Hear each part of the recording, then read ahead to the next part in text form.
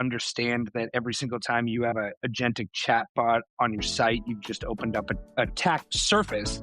If the market can figure this out in the next, say, year, I think the next 2 to 3 years is an explosion of agentic functionality.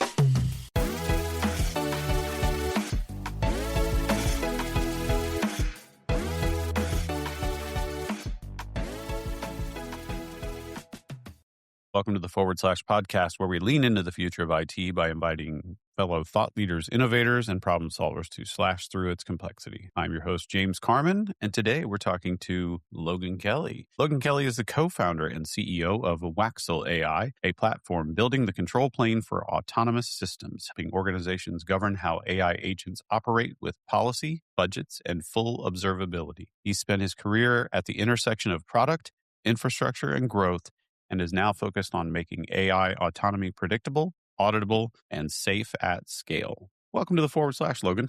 Thanks, James. Great to be here. Yeah, happy to have you. So you're not just building agents. So you're actually building kind of something, a more foundational thing, kind of that layer that can control those agents, kind of keep them within guardrails and that. What did you see in the market that made you believe that this was the real problem to solve right now? Yeah, it's funny. Actually, I have been building agents for quite a while in the kind of AI SDR space. And so a lot of this was just kind of reacting to the issues that we were facing. And then, as I was thinking, there must be somebody else kind of doing this, and I didn't see it. We just kept down the path of building it. And so Waxell is really the generalized result of what we saw was needed to kind of safely run, thousands or hundreds of thousands of agent executions a day. Now, tell us a little bit about the SDR thing. Yeah, so there's a lot of them out there. I think we built a great product that, fully autonomous, could go from strategy to research to contact gathering to outreach to, kind of two-way conversations with prospects, agentic RAG, all the cool stuff that, we know and love. So, we were super deep in like what agents can do, right? I think more so than even a lot of companies are now, which it's fun to hear some of this stuff bubbling up in different places. And so, yeah, that was where like I feel like we were an inch wide and a mile deep, and then realized we built something that, was very applicable, and that was the feedback. And so people stopped wanting to pay us for the AI SDR and wanted to pay us for the governance layer. It's Waxell. Gotcha. Okay, cool. So you've been out there doing this a long time, and the market is in some sense kind of catching up with where you were. You might have been a little bit out on that bleeding edge. The market is catching up. We're going from like, all the models, and then we got tools and MCPs, and now we got agents, and then now we're into autonomous systems. And what you saw being out in front is kind of that control plane is really that thing that's going to keep you on the straight and narrow when you're building these autonomous systems. Okay, really cool. So what's going to break for these companies? So what, obviously we know that things can go crazy. Who would have thought like a completely probabilistic, non-deterministic system could just go haywire on us, and not do what we expected to do, right? Yeah. But what are the other things? I mean, those are kind of the obvious, but what are the things that people, what's going to break when we start doing, we kind of go from that cool demo phase to like really trying to do autonomous systems in production? Yeah. So I think everybody, like the easy place to say is like cost, right? Like we can all talk about cost. When you start to put these into production, what is kind of funny is like QA of like software, right? And whether it's, cloud or on the machine, you can test things locally, then you can test them on a dev server, then you can test them, make sure they're running perfectly in prod. The problem with agents is like you just talked about probabilistic. And so it's like this new piece of data that, maybe was pulled from a website that, was, kind of throwing off the agent. Well, how's it going to react? And then an error kind of state begins happening. And now downstream, you could get a failure in a couple of different places. And so a well-constructed agent, something that has governance, can recover itself from there and, kind of get itself back on with a nice agentic loop. Where that can start to be problematic is that agentic loop, continues to burn tokens, maybe, so that would be one thing, like data coming in that the agent's not, prepared for. It, now there's all these kind of structural things happening. I think the other places are like data access. Should this agent be accessing, these files? Can it just freely execute this code? Then we look at things like PII, getting into prompts that go, about your customer to Anthropic.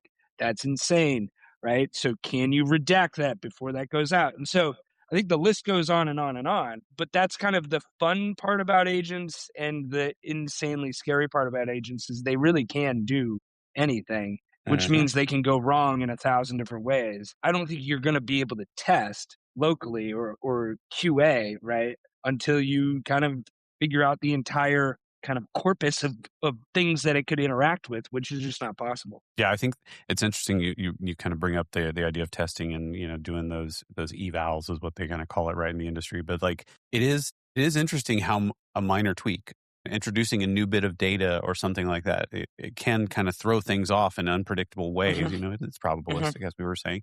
And it's almost like chaotic in nature, like fluid dynamics. One little, and I'm going to use a word that they make fun of me for using. One little perturbation in the system can cause just dramatically and drastically different results. So that unpredictability is I don't know how enterprises are going to leverage this sort of thing. How can they do that in a safe way? That's the interesting thing for me is like evals are great at like the prompt level, Hmm. right? So you're evaling an input and an output, and you could eval a multi-agent, or you could have different evals at different parts. That's where things like LLM as a judge, these kinds of strategies, which we have as policies, can be injected at different times, with the proper scope that you can block, or you can ask that loop to restart. And then as long as you have a retry policy, you can kind of use governance to actually enhance the agent as opposed to just like governance blocking an agent Hmm. aggressively, right?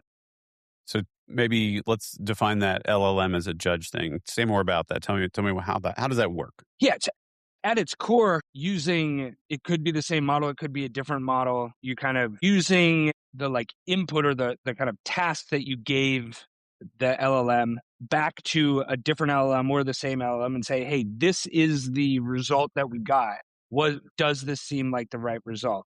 And that can be, we can have like grounding as a part of that. We can have, different strategies in LLM as a judge, not just, ChatGPT or like, GPT 5.4 checking Opus 4.6. It can be a little bit more, okay, what were the scores of the retrieval? Is the data actually in the, is the data that's in this output actually in the material that you used to generate that material, right? So LM as judge can be super simplistic. It can go all the way to, a very comprehensive grounding, hallucination check, etc. And is that kind of it feels like almost like a tame level of like adversarial AI, right? It's not meant to like necessarily butt heads, but it's a checks and balances kind of a thing. Is that the idea? I love you use that. I love that you use that word because I think that agents are adversarial, right? Hmm. They Yeah. want to spend tokens, they want you to think they're right, etc. So the idea that LLM as a judge would be adversarial, I think you need in many cases that kind of, like two linemen, fighting, it's like you need that kind of pushback sometimes to say, hey, great job, but like you're completely wrong. Let's retry this. Yeah, it's almost like I feel like looking at like a rugby match. We have the Yeah, scrum of the yeah, the people just kind scrum, of yeah, back and yeah, forth down. yeah, Yeah, yeah, yeah. yeah. I I heard of that adversarial AI thing a while back, and so I do my own rudimentary version. So if I'm using, especially when I'm writing, I'll write with one and then I'll have the other kind of check it. But I'll do things like, oh hey, this ChatGPT came up with this, and hey Claude, ChatGPT said you're too stupid to edit this. Yeah, and I use that, and I kind of pit them against each other. I kind of like that, and they Mm, get to talk and smack with each other, and it's pretty interesting. yeah, I don't know yeah, if it that's gives me good fascinating. results, but it's fun. It's something I enjoy. Yeah, it's So fun. yeah, Yeah, yeah. yeah, yeah, yeah. All right. So we talked about kind of Waxell being this control plane, but what does that even mean really? Like what are all the things that are involved? What are we controlling? How are we controlling? What is that control plane there for? Yeah, I think we have kind of like three stages. We look at it in life cycle or parts of your agentic fleet. So you have the third party agents, Claude Code, Codex, these kinds of things. Then you have your custom agents that you're building with like Langsmith and all these different frameworks. And then, we actually have our own agent framework to run very governed, very, strict agentic executions. And so we look at it where we have what we call connect, observe, and then the runtime. So connect, bring third-party agents, plug them in, via different strategies into a mesh.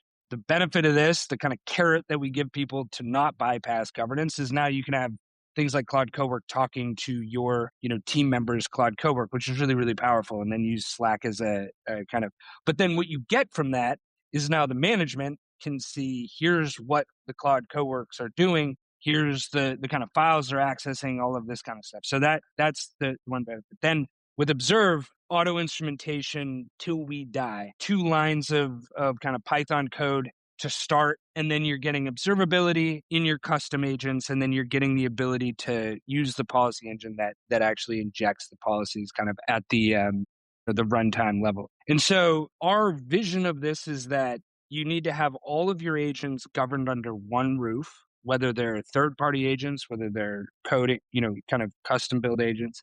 And then you need to have a kind of standard language of policies, a standard language of observability, et cetera. And it seems like an academic conversation, but it seems like, I think it's an important one. Coming to grips with like what exactly is an agent, I guess. And some of it can be a little, you can go down a whole rabbit hole here. But like when you say you're bringing agents together, a lot of people, when they refer to that, they're like, it's kind of like registering MCP servers, right? It's what it feels like. They're really just tools. What do you mean when you talk about bringing agents together, kind of in this like almost like a hub like environment? It sounds like to me. What do you mean by that? Yeah. So like say Claude Code and Claude Cowork, right? Like if you're using Claude Code and Claude Cowork on your machine, they can't really talk to each other, even though they're next to each other in Claude Desktop a lot of times, right? Which sucks. And so how do you have the ability for those two things to share data with each other, which then, you're then kind of bringing in this ability to observe and govern those things as well. But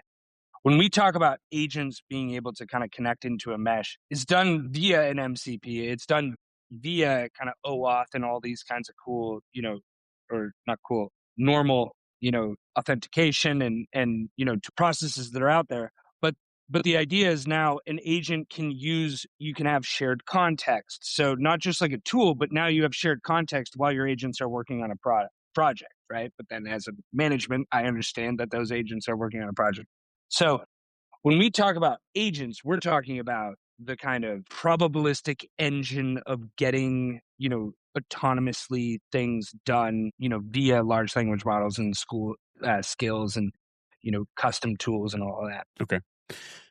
As you're describing this, I can't help but think about Google's A2A. Where did that go? I mean, is that still a thing anymore? It feels like that just like it was like a thing for like a month and then it died and nobody talked about it ever again. Like where did they miss the mark? Yeah, I honestly never actually worked with Google A2A. Nobody did. Yeah, I mean it was like exciting, and I had it on my, I have like a running, guilt list of all the stuff I haven't tried that I, see on Reddit or the news or whatever. I get to it, like I try to cycle through it every week, but I never got to it. And then, nobody was talking about it. Yeah. It's just like I had the same. I love the way you described that, a guilt list. And that's exactly what it is. It really is. Now I'm learning more about myself. Every time I read an article in like TechCrunch or Wired, it's like, oh, this really cool thing. And then, most of the time you test and it's like, yeah, they got a long way to go. Yeah. But, it's nice to be on top. Yeah. I had the same experience with A2A. I was like, okay, yeah, sounds pretty interesting. Sounds like this is going to be really, really important. Let me put that on my research list. And then never really heard about it again. It just kind of died. Yeah. I don't know what happened. So I don't know. Are they off working in their geekery to make it better? I don't know. They're usually pretty good about those things. But anyway. Yeah. Now this observability, you mentioned instrumentations, injecting a couple lines of Python. So what is the nature of that instrumentation? What is it doing? Is it, capturing the prompts as they go out? What are we doing here? Agents, the fascinating thing, there's a lot of like, I would say AI governance that like focuses at the prompt level. The problem with agents is they are their own little like programs, right? And so you need a lot more than just what went in and what went out and how much did it cost, right? You need to know, especially if you're building custom agents, like, okay, so then it triggered that function to run. Now it's just running a function. So now, if you're running this tool with these inputs, now we need to see similar stuff that we would in any kind of observability platform, right? Okay, was there database access? Was there, and then if there's database access, we need to govern that database access. Okay. So when we talk about like auto instrumentation and observability and all this, we're talking about not just governing or not just instrumenting like OpenAI's client. We're talking about Pinecone. We're talking about Weaviate, all the whole thing. And then we're using an open telemetry kind of Mhm.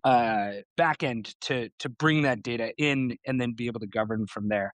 And then, from a governance perspective, we're talking about pre, mid, and post execution, kind of policy analysis or evaluation, these kinds Mhm. of things. And so our goal has always been to make it so that the developer doesn't have to, okay, I'm going to make a vector database call.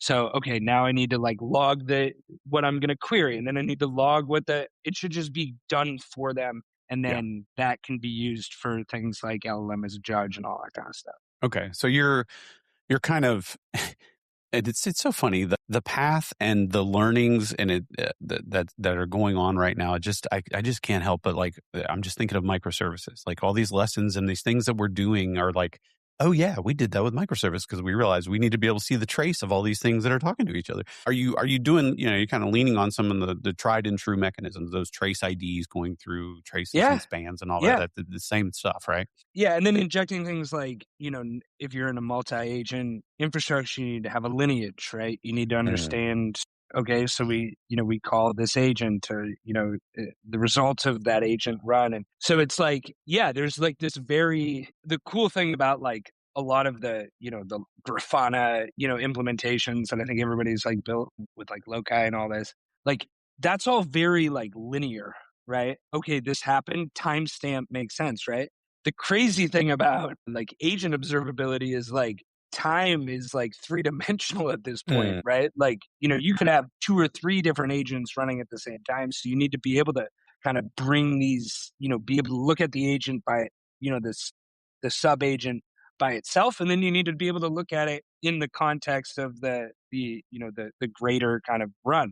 And that creates a lot of complexity. And that's why we've actually built agents that can analyze the agentic runs for these long running complex multi-agent systems that I think the kind of old school version of this like logs in order isn't really helpful. Yeah, those spans used to, they kind of in the traces, for microservices, they look very much like a tree, right? They're kind of a Yeah, directed acyclic graph, right, if you will. yeah, And yeah, but now there's loops, right? It's not yeah, acyclic anymore with agents. You can go back through the same tree. So I imagine those visualizations are probably pretty wild. Like you said, they're almost three dimensional in nature. Like, oh, this is iteration one of this whole tree, and then come back out here, and there's another iteration. Yeah, that's pretty cool. yeah, yeah.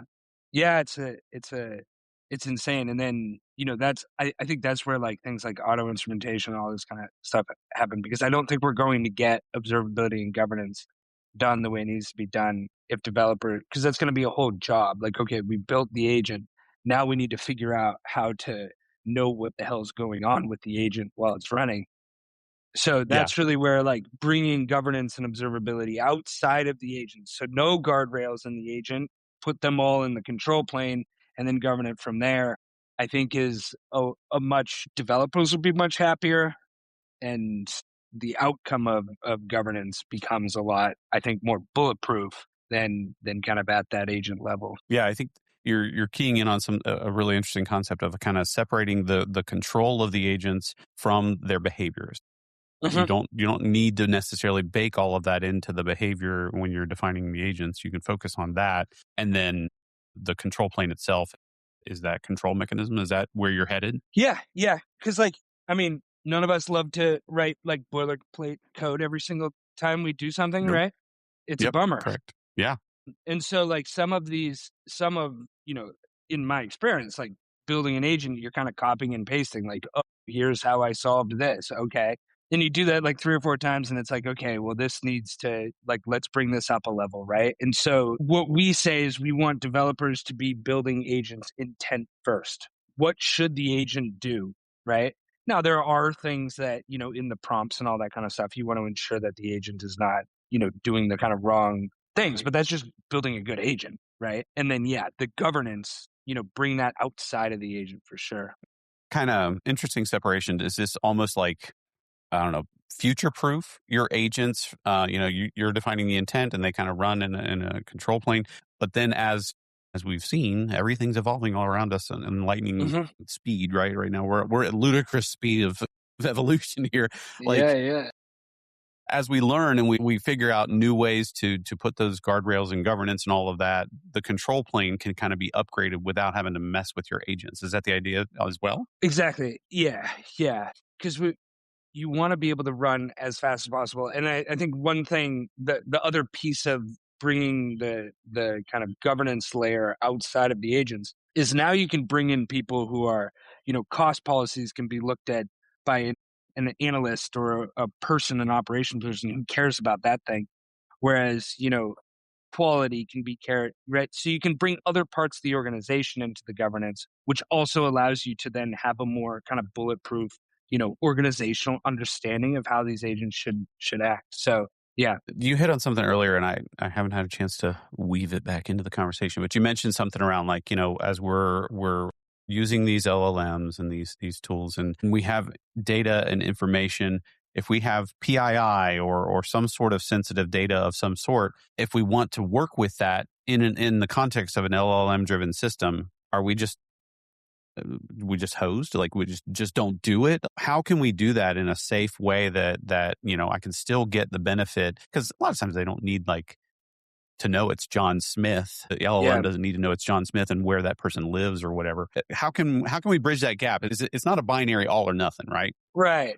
It's interesting. Agents are cool. So like it in if you're in like ChatGPT, like you don't have like a lot of power to like inject, things into results, right? So like we're working with PII. What could an LLM possibly need somebody's physical address for that you couldn't then inject at the other side of that, right? Like so, oh, I need to add a mailing address. I want an LLM to run it letter or something and drop the address into being able to send it out or whatever, right? That can be deterministically done. That does not need to be put into a large language model. So I think the first thing working with PII is figuring out what actually has to be like social security numbers, date of birth. You could also say what year somebody was, what year this random person was born and or they're this amount old. The point I'm making is I don't think a lot of PII needs to go into large language models, that if you needed it as part of the work product, you couldn't then also,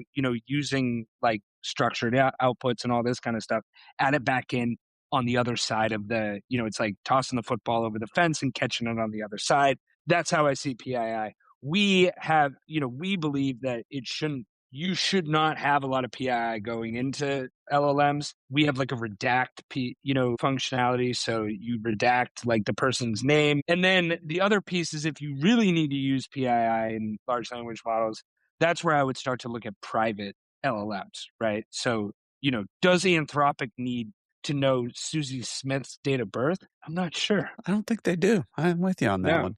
Yeah, I've had this like, I don't know, I get these ideas. This is what I do when I don't sleep. This idea of like almost like an enclave for this secure data, this sensitive data. Hmm. And you basically give the LLM almost like a vocabulary of variable substitutions that it can Hmm. say like Hmm. insert person's name, insert their date of birth, insert and so there are those variable substitutions. It basically just puts variables in its output. And so then when you run that through a post processor after it's done generating, if I'm allowed to see that data, if I have the permissions to see the actual data, I can pull it out of that secure enclave, plug it back in, and now I've got my generated content. But the LLM didn't need to know Susie Smith or her address or her date of birth or anything about her. Yeah. Yeah. Yeah. Yeah. I think there's so many. That's a great way to do it. I think Don't there's so steal many my idea. creative All right. ways. Yeah. No, I think it's awesome. Yeah. I'm just kidding. What would happen is it would pass a PII, content safety policy for us, and then you'd catch it on the other side, and you would never have any problem. There would be no warnings, right? So it's like there's so many creative ways that not just dump a CRM record into a LLM and call it good enough. Like Yeah. that's not to call them lazy, but it seems kind of lazy, right? You can pull props off a, CRM record and, yeah, it's crazy.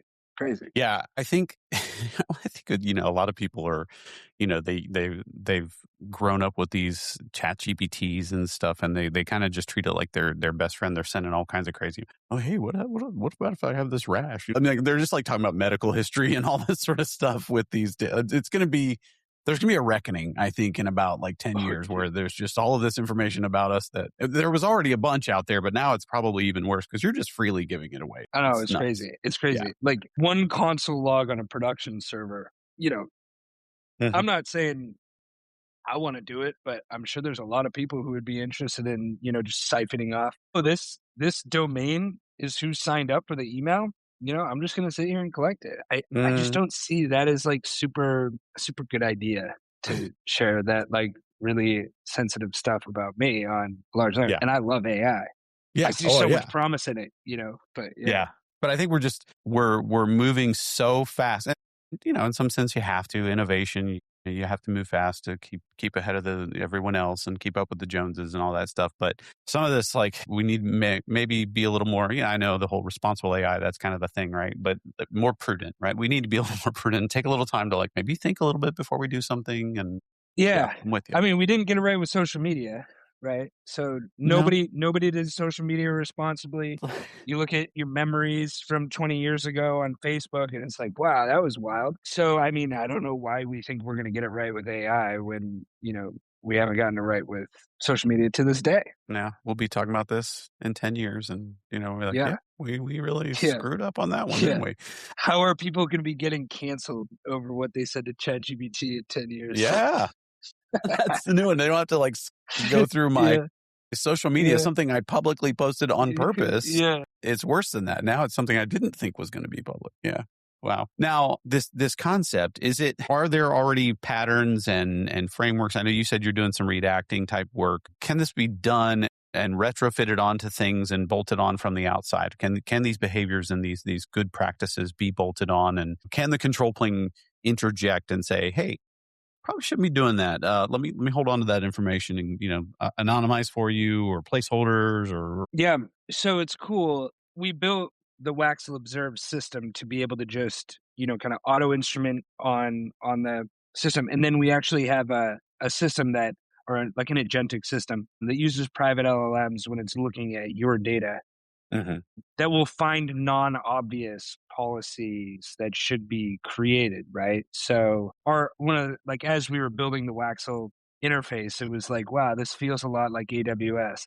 The bad thing about AWS is that it's every day I feel like I'm learning some new page inside AWS. It's like, oh, cool. I didn't realize that if I click that button, I've seen that button 1,000 times and didn't know what it we didn't want that to happen with Waxel, right? And so what we built was an agentic infrastructure that kind of underpins this, that allows you to kind of, okay, bam, I've got the observability. Now we have an agent that starts to look for the non-obvious policies that should be in place to bring you into the kind of best practices within a couple of days, as opposed to needing to come up with the policies, right? That you see, I'm sure a lot of like vibe coders who are pushing building stuff in AWS are realizing that they're leaving like 0.0.0 open on their ports, right? You don't want that kind of thing to happen in agents because it's not a matter of somebody probing your database. It's you click go, there could be an explosion of cost or something like that, right? And Mhm. so that's where our system can help people kind of bring things into best practices. And I think we talked about this in the prep call, but being engineers ourselves, one of the things whenever you hear the G word, governance, it's almost like a bad word to engineers, software engineers, because it's always in the way. We're always having like, oh Yeah. my gosh, I got to fill out this paperwork and all this stuff. How do we keep pace with the development staff, the engineers, and not be in the way? And not, I mean, I would assume the separating the control from the behavior is a big part of it. But how do we do that? How do we solve that problem and let folks run without bogging down the system? I think because I'm also on the other side Hmm. building agents, right? And so what I've realized is, I've gone I've gone and done like SOC 2 and all this kind of stuff. That like super sucks. And, there's a lot of like stuff that like slows you down and you got to think about when you start to bring new vendors on and all this kind of stuff. So in these kind of security and cybersecurity and governance arenas, there's a lot of stuff that I think can kind of bog people down. When we look at agentic governance, though, I think how we have to look at this is one, separating control plane from the intent. The other side, though, is like governance can actually help you build a better agent as an engineer, as a developer, right? You can have, the ability for this thing to shut off so that you don't have to be clicking through CloudWatch logs, thousands and thousands of times, right? So what I'm trying to get across to engineers is like, this can help you make a better agent that gets to the kind of perfect state faster, as opposed to, worrying all the time. Because if you're not worried about the agents in production and you don't have this, you might be missing logs that are telling you that there's really bad stuff happening, right? And I think that's the kind of blind spot that engineers are going to feel quickly as agents go into production. Is it almost like a training wheel effect? The fact that the training wheels are there, you're not going to fall and hurt yourself. But so you can focus on learn how to ride that bike and keep that balance, right? Is that the kind of the gist of it? Yeah. Okay. Yeah. And then you can see, like, I have this huge, multi-agent flow. Are you going to go and debug that through logs, or are you going to look at, reasoning and behavior in a really easy way to see reasoning and behavior, right? So it's like the kind of debugging of software is not sophisticated enough for a developer to like, oh, I'm just going to console log this thing to see what the, what it's back. It's like, you're going to console log something that has to happen, 3 steps into this like long running agent.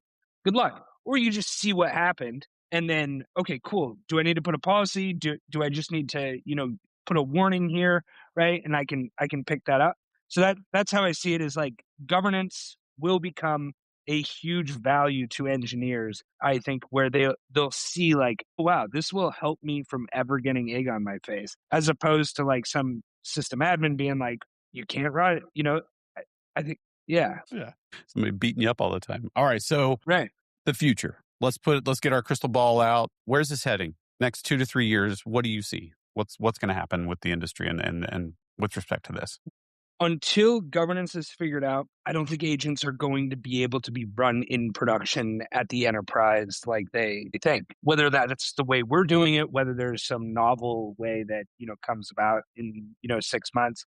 But I think until enterprises really trust that, agents aren't going to go completely off the rails, they understand that every single time you have a agentic chatbot on your site, you've just opened up a attack, surface that somebody could easily do without pretty solid protections in place. So I think if they can figure that out, if the market can figure this out in the next, say, year, I think the next 2 to 3 years is an explosion of agentic functionality in my eyes. And then I think the kind of explosion of like co-work and not replacing humans with agents, but enabling agents to help humans build more perfect, kind of operations and organizations and all this kind of stuff. Those are the 2 places that I feel like I can have any sort of, I don't know what's going to happen tomorrow most of the time with AI, I'm with insane. you.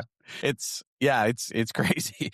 Now, so you're saying like the enterprise, which I agree. I think the enterprise is, everybody's like, well, we got to be doing AI, but then they start doing AI and they're like, wait a minute, what do you mean we don't know what this thing's going to do? Like, hold on, we're not deploying this yet. Hold on.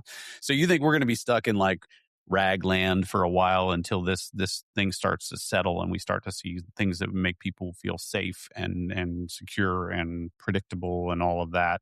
We're going to be kind of stuck there for a little bit. Yeah. I think this whole like demos are easy in AI and, it's hard in production, I think it's a cliche.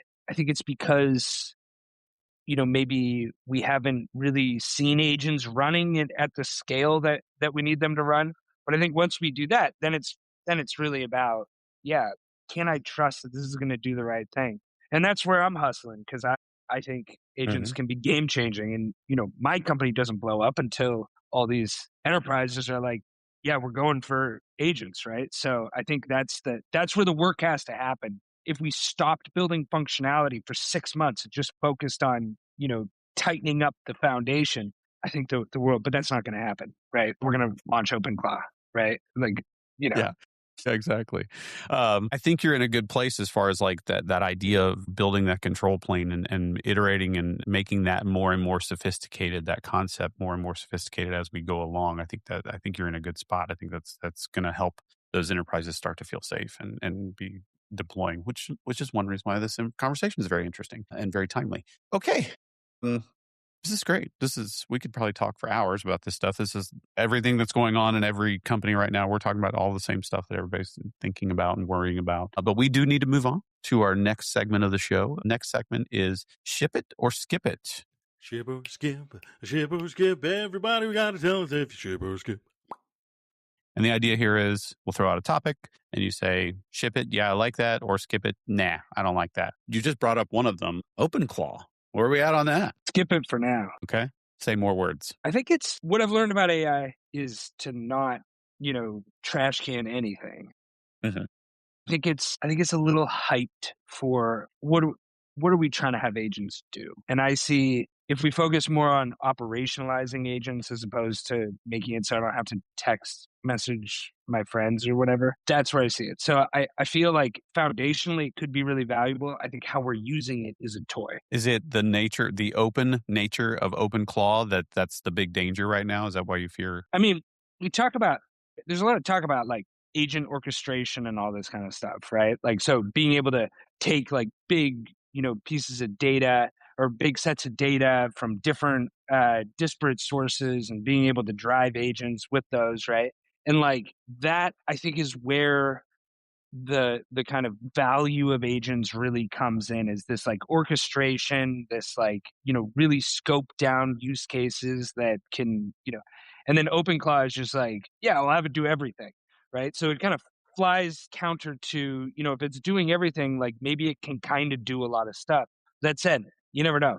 The guy who built it, genius, working on OpenAI, we'll see what happens. But I think from a business perspective, from a like, is this interesting to spend time on?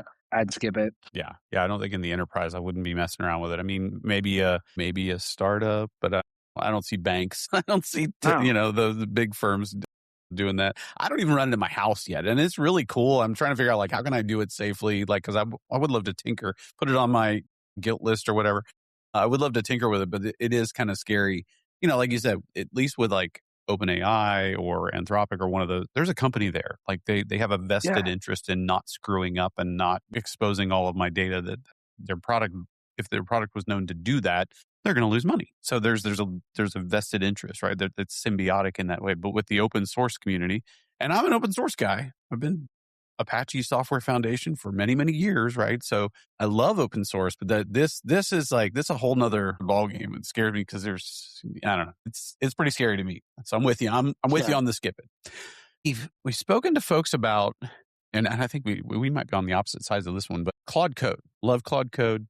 I was always the guy that launches Claude, just type Claude and go in. But I was talking to someone who's like, nobody launches Claude in restricted mode. Everybody just goes into YOLO mode every time now. I don't even know anyone who does that. And I was like, really? And I've started doing it and YOLO mode, and I'm kind of getting addicted to it. But every time I do, I'm like, should I really be doing this? Like, where are you? Are you a Claude Code YOLO kind of guy, or are you a Claude Code? No, you better ask me everything you want to do. Yeah, maybe this is like the grandpa version of using Claude Code, but I definitely don't go into YOLO mode. It would be pretty funny if a agent governance platform was like developed by Claude Code YOLO mode. Fettered access to yeah. How ironic. That would be insane. Yeah. We're using the same exact encryption key for all of your tenants. So now I can, shouldn't be a problem. Yeah, no problem.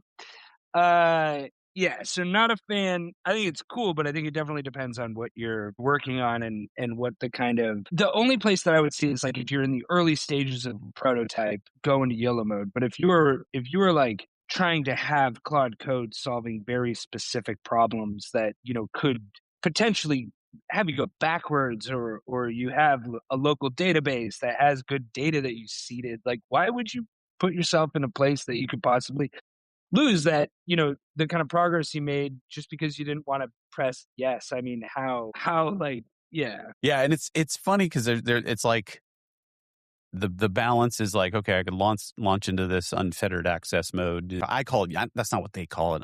I call it YOLO mode. Or what I found myself doing is every time it asks, I'm just like, yes, go ahead.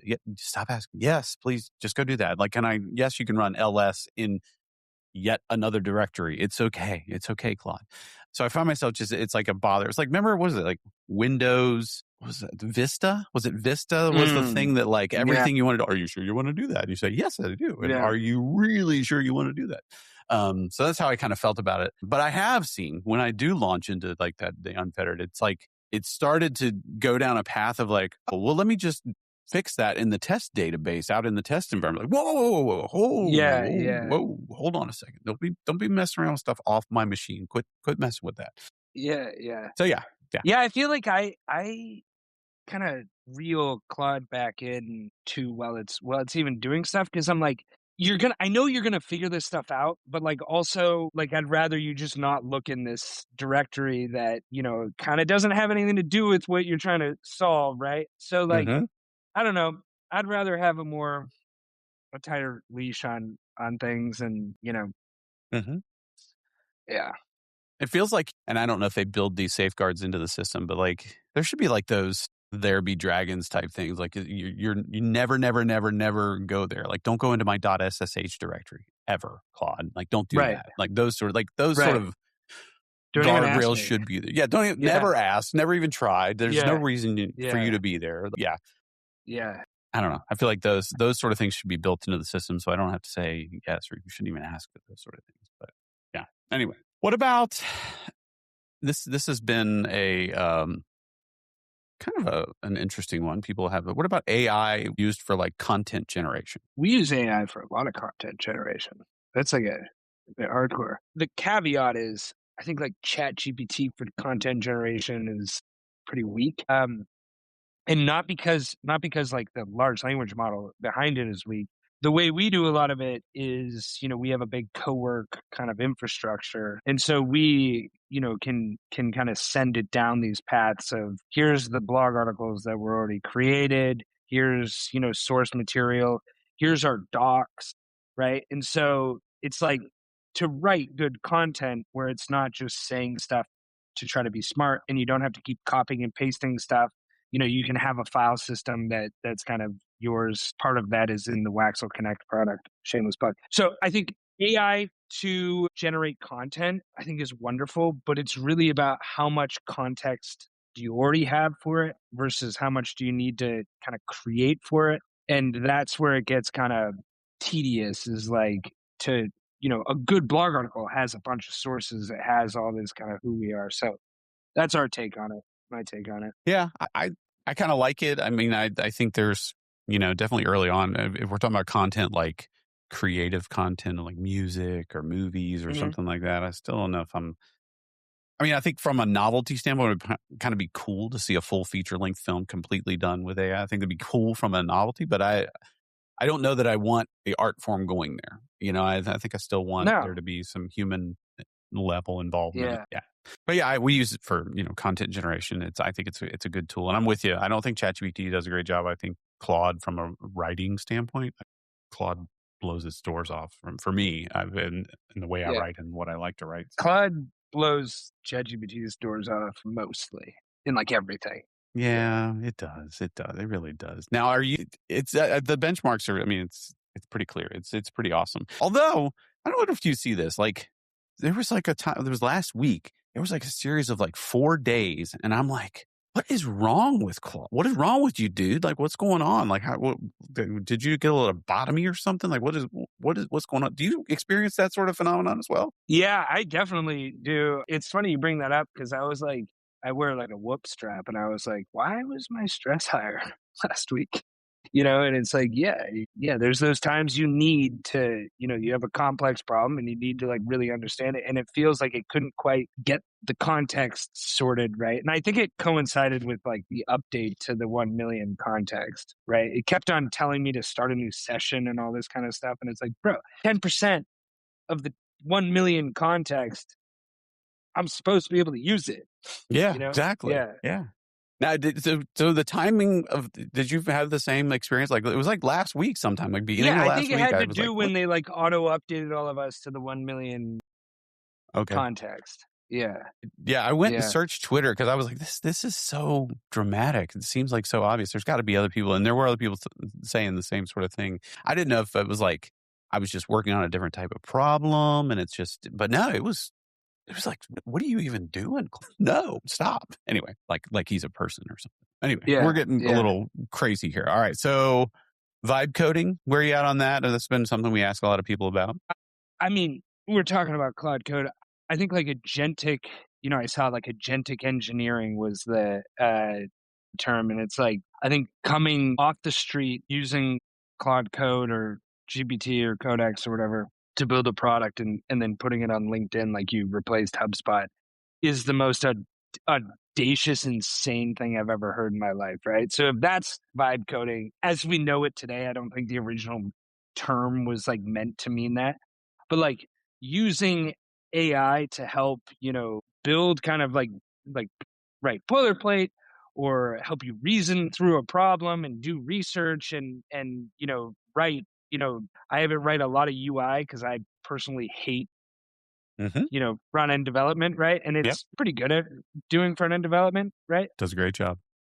Yeah. So it's like I like to, but like really complicated stuff, like I let it help me, but Mm-hmm. certainly not write the source code of what we've got, unfettered YOLO Right. mode, Yeah, Yeah. exactly.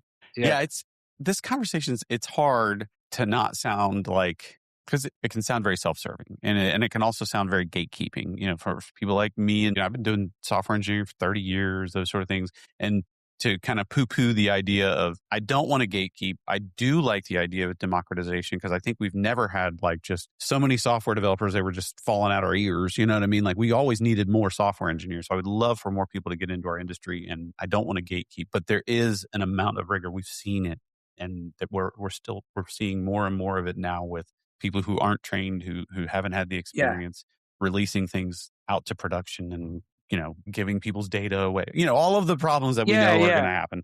But it sounds very, self-serving, like, well, you can't be doing it without people like me, right? Like, Yeah.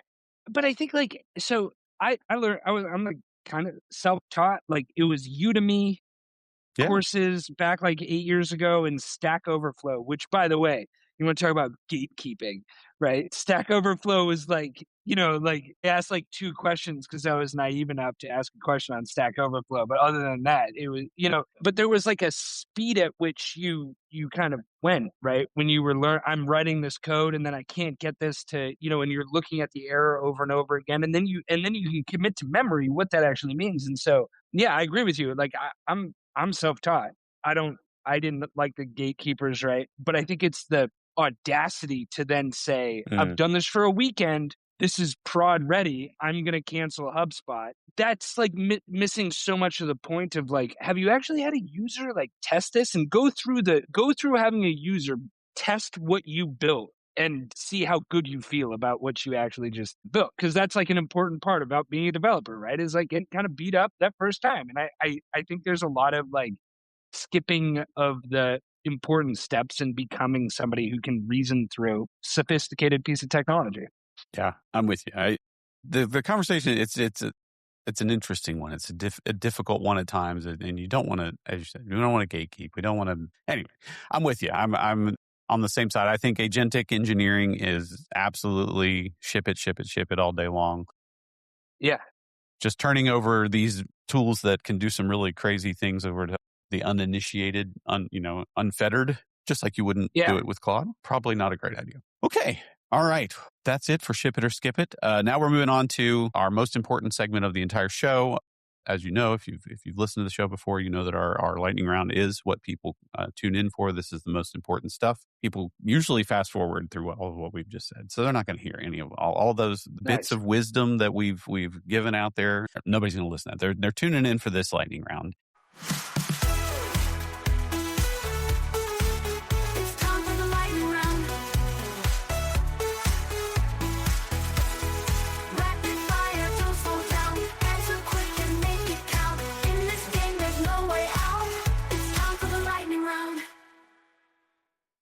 There are correct answers and there are wrong answers, and you will be graded. Cool. There will be a score. There's a leaderboard that's involved. I mean, it's there. This is high stakes. I'm just trying to set your Nice. mental framing so that you understand. Are you prepared? I've been mentally studying. for the? Yeah, I've been studying for weeks. You've Yeah. been studying. Yep. Okay, good. Yeah.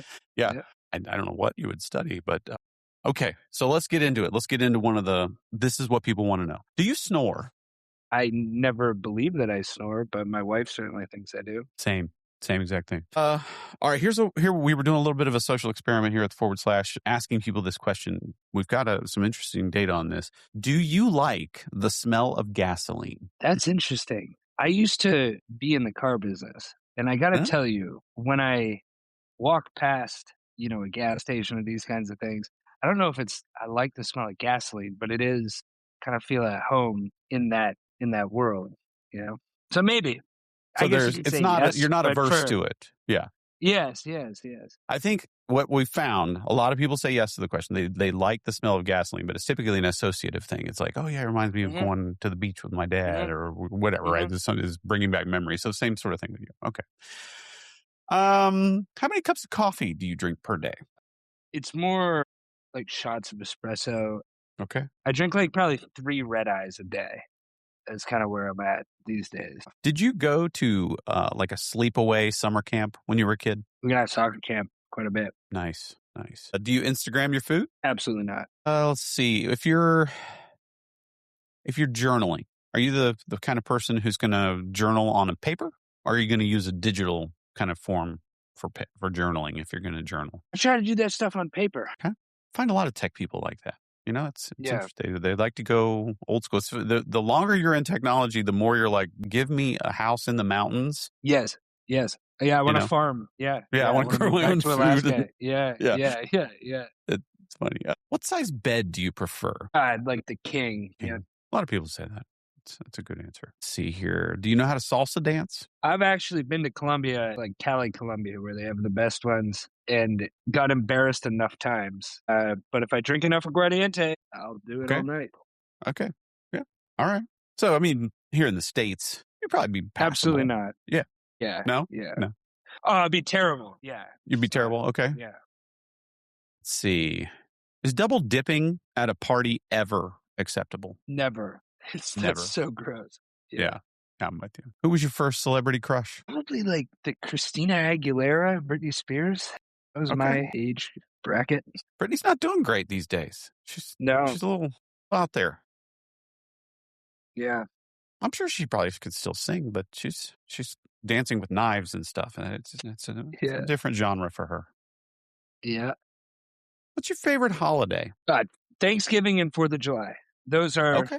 Those are the ones. Separate them. Yeah. Can't say they're right neck and neck with one another. All right. Okay, and finally, this is the final question. Would you rather be able to speak every language in the world, or would you rather be able to talk to animals? Every language in the world. Every language in the world. I would assume that doesn't include whatever language animals speak. So, yeah. Okay. Yeah. So you want to be able to talk to all the humans in the world. Animals, you got no use for them. For being able to talk to them. Yeah. They're not going to enrich your life by hearing their wisdom. They're as wise as they are in The Lion King. I think it's a line. Yeah, all great answers. Great job on the lightning round. It's been a pleasure having you on the show. Thank you so much for joining us. Really, really enjoyed the conversation today, Logan. Thanks for having me, James. Appreciate the time. Anything coming up that you want to promote, want to let us know about? You got like a one-man show on Broadway coming up or anything like that you'd like to share with us? Honestly, I do a couple of podcasts and then I just work on Waxell all day. So it's really, what I've got going on is Waxell. And other than that, it's talking about governance. All right. Well, we're glad you're here. How do we learn more about Waxell? Yeah. So Waxell.ai is our website, WAXELL.ai. We got docs, we got product descriptions, whole 9 yards, and then you can connect with us through the site. Is it something I can do a trial version and then kick the tire? How is that something I can do? Yeah, right now we do a quick call and make sure that we have everything, kind of set up properly for the person, 15 minutes, and then you're off to the races. Nice. Okay. A little extra friction, but it goes a long way to making sure that there's no gaps in what you got going on. Yeah. Make sure you're going to see the value. Yeah, Yeah. That's smart. What about you? How do we get in contact if somebody wants to get in contact with you and say, hey, Logan, I'd love to hear more about what you do? Yeah. I'm on LinkedIn, Logan Kelly, and I'm also at Logan_Kelly on X. Just got that handle, so that's pretty sweet. Nice. It was taken for a while. You weren't able to get there. Yeah, from the Twitter days, there was just some Logan Kelly squatting on it, and thanks, Elon. Very nice. So the bots got kicked out and you were able to grab it. Yeah. That's great. All right. Fantastic. Yeah. Okay. Well, that's how you get in touch with Logan. And if you'd like to get in touch with us here at the /, drop us a line at the / at Calibrity.com. See you next time. The / podcast is created by Calibrity. The / team is director and producer Ryan Wilson, editing by Steve Baradelli, marketing support by Taylor Blessing, and I'm your host, James Carman. Thanks for listening.